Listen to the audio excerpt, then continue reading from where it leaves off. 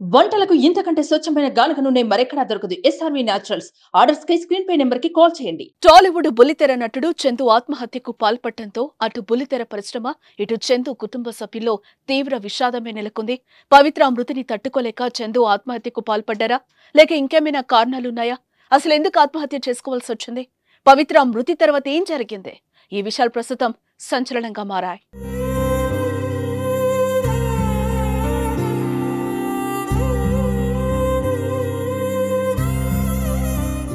పవిత్ర జయరామ్, చందు ఇద్దరికి ఒకరంటే ఒకరికి ఎంతో ఇష్టం. ఇద్దరు కలిసి సీరియల్స్ చేశారు. ఎక్కడికెళ్లినా కలిసే వెళ్లేవారు. మొదట పవిత్రకు రోడ్డు ప్రమాదం జరిగినప్పుడు కూడా ఇద్దరు ఒకే కారులో ప్రయాణించారు. బెంగళూరు నుంచి హైదరాబాద్ కు కారులో వస్తూ ఉండగా ఈ ప్రమాదం జరిగి పవిత్ర మృతి చెందిన విషయం మనకు తెలిసిందే. అదే కారులో ఉన్న చందుకు కూడా గాయాలయ్యాయి. అప్పటి నుంచి ప్రతిరోజు పవిత్రను తలుచుకుంటూ చందు డిప్రెషన్లోకి వెళ్లిపోయినట్లుగా సమాచారం. పవిత్ర మృతి చెందారనే విషయాన్ని చందు జీర్ణించుకోలేకపోయాడు. కుమిలిపోయాడు. నీతో దిగిన చివరి పీక్రా, నువ్వు నన్ను ఒంటరివాడివి చేశావన్న నిజాన్ని జీర్ణించుకోలేకపోతున్నాను. ఒకసారి మామా అని పిలువు ప్లీజ్.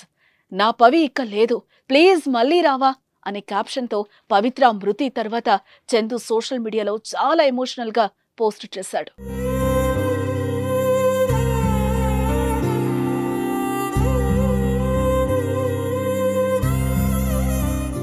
పవిత్ర మృతి చెందిన తర్వాత నుంచి చందు తన సోషల్ మీడియాలో పవిత్ర గురించి పోస్టులు షేర్ చేస్తూనే ఉన్నాడు. తనపై ఉన్న ప్రేమను మొత్తం ఇన్స్టాగ్రామ్ లో పోస్టుల రూపంలో సమాజానికి తెలియజేశారు. నా పవిత్ర బతికే ఉంది, ఆమె చనిపోలేదు, నాతోనే ఉంది అంటూ ఎమోషనల్ అవుతూ తన మాటల్లో రాసుకొచ్చాడు. అయితే ఇటీవల పవిత్ర పుట్టినరోజు సందర్భంగా ఈరోజు పవిత్ర పుట్టినరోజు, నిన్ను మర్చిపోలేకపోతున్నా, మన జిమ్ కోచ్ కాల్ చేస్తున్నాడు, జిమ్ కి వెళ్దామంటూ ఇన్స్టాగ్రామ్ లో మరొక పోస్ట్ షేర్ చేశాడు.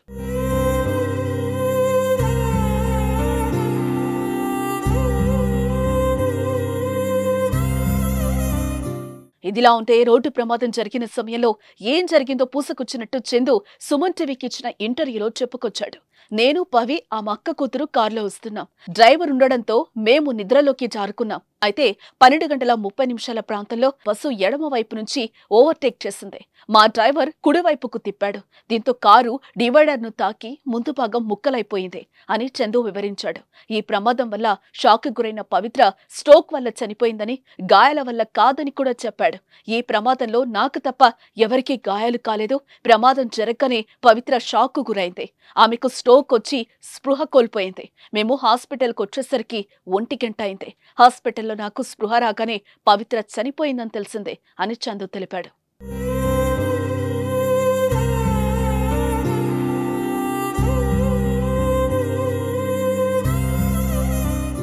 చందు మృతిపై ఆమె భార్య శిల్ప షాకింగ్ విషయాలు వెల్లడించారు.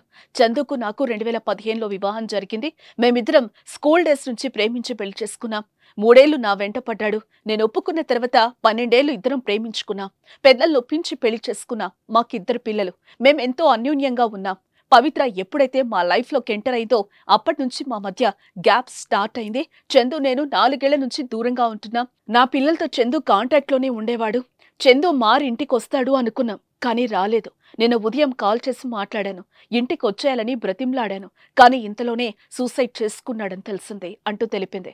ఏదేమైనా రోజుల వ్యవధిలోనే పవిత్ర, చందు మృతి చెందడంతో ఇరు కుటుంబాల్లో తీవ్ర విషాదం నెలకొంది.